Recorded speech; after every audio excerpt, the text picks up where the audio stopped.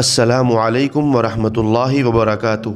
محترم سامعین کرام، آج 10 ستمبر 2024 بروز منگل دوپہر 1:30 بجے UPATS تبدیلی مذہب مقدمہ میں لکھنؤ سیشن عدالت نے مولانا کلیم صدیقی سمیت تمام ملزمین کو قصوروار ٹھہرایا ہے۔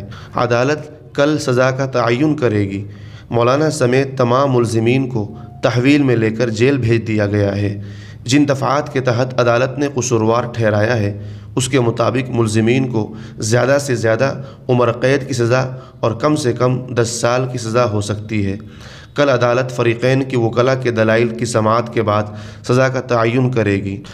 اللہ رب العزت مولانا کلیم صدیقی اور ان کے تمام ساتھیوں کے ساتھ عافیت کا معاملہ فرمائے، آمین۔ آخر میں آپ حضرات سے گزارش ہے کہ ابھی تک ہمارے چینل کو سبسکرائب نہیں کیے ہیں تو سبسکرائب کر لیجئے اور گھنٹی کے نشان کو بھی دبا دیجئے۔ شکریہ، جزاک اللہ خیرا۔